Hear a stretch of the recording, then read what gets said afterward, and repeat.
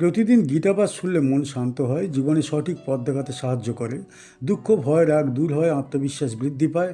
কর্ম ও ভক্তির মাধ্যমে হৃদয়ের শক্তি, ঘরে শান্তি ও জীবনে আলো নিয়ে আসে।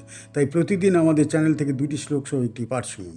হতো বা প্রাপস্য স্বর্গীয়ম জিত্বা বা ভোক্ষ্যসে মহিম তস্মাৎ উত্তিষ্ঠ কৌন্তেয় যুদ্ধায় কৃত নিশ্চয়ঃ। যুদ্ধে নিহত হলে তুমি স্বর্গ লাভ করবে, আর জয়ী হলে পৃথিবীর রাজ্য ভোগ করবে। সুতরাং হে কুন্তিপুত্র, দৃঢ় সংকল্প নিয়ে উঠে দাঁড়াও এবং যুদ্ধ করো। হত নিহত হলে, বা অথবা প্রাপস্যসি পাপে, স্বর্গম স্বর্গ, জিত্তা জয়ী হয়ে, বা অথবা ভক্ষসে ভোগ করবে, মহিম পৃথিবী রাজ্য, তস্মাৎ অতএব উত্তিষ্ঠ উঠে দাঁড়াও, কৌন্তেয় কুন্তির পুত্র অর্জুন, যুদ্ধায় যুদ্ধে, কৃত নিশ্চয় দৃঢ় সংকল্পে বা স্থির চিত্তে। এই শ্লোকে শ্রীকৃষ্ণ কর্তব্য পালনের সর্বোচ্চ যুক্তি তুলে ধরেছেন।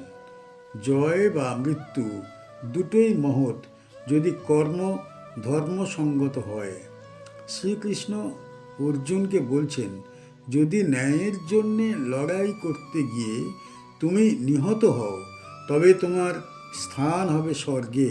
কারণ ধর্মযুদ্ধে প্রাণ দেওয়া এক মহান কর্মফল। আর যদি তুমি যুদ্ধে জিতে যাও, তবে রাজ্য, মর্যাদা এবং ন্যায় প্রতিষ্ঠার সুফল তুমি ভোগ করবে।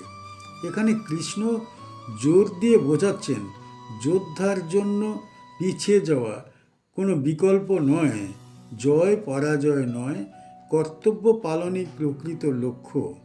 আরও গভীর অর্থ হল, মানুষ যখন ন্যায়ের পথে, সৎ উদ্দেশ্যে, সততার সঙ্গে কাজ করে, তখন ফল যাই হোক না কেন, সেই কর্মই তাকে সম্মান দেয়। শ্রীকৃষ্ণ অর্জুনকে মানসিক দৃঢ়তা দিতে বলেছেন, ভেবে চিনতে নয়, দ্বিধাগ্রস্ত হয়ে নয়, বরং কৃত নিশ্চয়, স্থির মনে, দৃঢ় প্রতিজ্ঞায়, অটল সংকল্পে কাজ করতে হবে। এই শ্লোক কর্মযোগের মূল শিক্ষার একটি প্রতীক। এই শ্লোকের ঠিক আগে শ্রীকৃষ্ণ অর্জুনকে বলেছিলেন, দুর্বলতা, ভয়, লোকনিন্দা ও অসম্মানের ভয় নিয়ে যুদ্ধ থেকে পিছিয়ে যাওয়া উচিত নয়। এই শ্লোকে তিনি সেই যুক্তিকে আরও শক্তিশালী করেছেন। যোদ্ধা হিসাবে তোমার স্বধর্ম একটাই, যুদ্ধ করা। তুমি হারবে বা জিতবে, দুটো ফলই মহৎ। কুরুক্ষেত্রের যুদ্ধ ছিল ধর্মযুদ্ধ, নিষ্ঠুর ক্ষমতা লিপ্সা, অধার্মিকতা ও অন্যায়ের বিরুদ্ধে সংগ্রাম। আর অর্জুনের দায়িত্ব ছিল শুধু যুদ্ধ করা, ফলের চিন্তা নয়। শ্রীকৃষ্ণ এখানেই তাকে কর্মফলের ঊর্ধ্বে উঠতে শেখাচ্ছেন। এই শ্লোক থেকে আমরা কি শিখতে পারি? ন্যায়ের পক্ষে দাঁড়ালে জয় পরাজয় নয়, কর্তব্যই সবচেয়ে গুরুত্বপূর্ণ।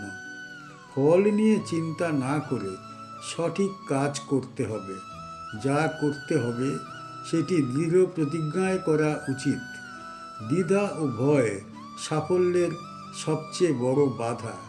সৎ কর্মের কখনো খারাপ ফল হয় না।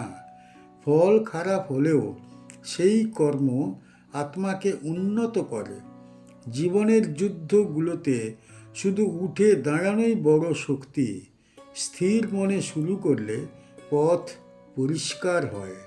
কর্মকে পূজা মনে করে কাজ করলে সাফল্য নিশ্চিত হয়।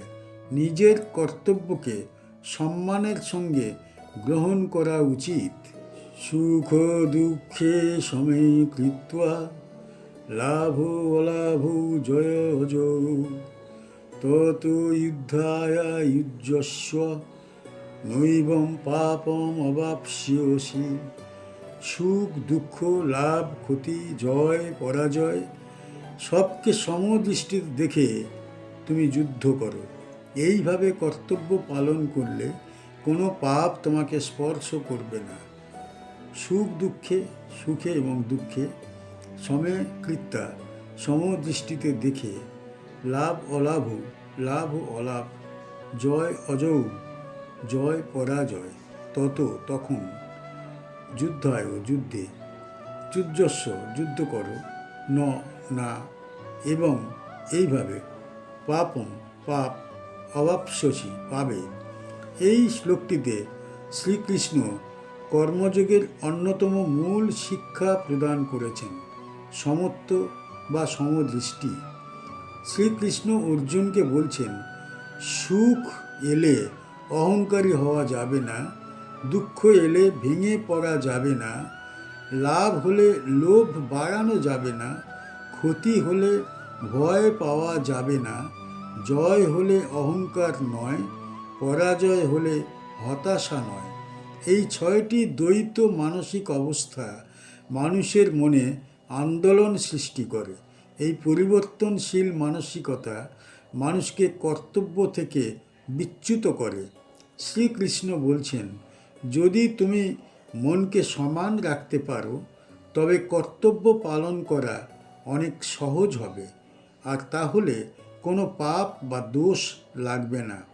এখানে পাপ বলতে নৈতিক দোষ, দ্বিধা, ভয়, ভুল বিচার এসব বোঝানো হয়েছে। যখন মানুষ ফলের প্রতি আসক্ত হয় তখনই ভুল হয়, কিন্তু যে সমদৃষ্টি রাখে সে শুধু কর্তব্য দেখে, ফল নয়। এটিই কর্মযোগের দর্শন, ফল নিরপেক্ষ হয়ে কর্তব্য পালন। শ্রীকৃষ্ণ এই অধ্যায়ে অর্জুনকে ধীরে ধীরে উদ্বুদ্ধ করছেন। প্রথমে আত্মার অমরত্ব বোঝালেন, তারপর কর্তব্যের গুরুত্ব বললেন, তারপর সম্মান অকীর্তি বোঝালেন, তারপর জয় পরাজয় উভয়কেই উত্তম ফল হিসাবে ব্যাখ্যা করলেন। এই শ্লোক সেই ধারার সর্বোচ্চ উপসংহার।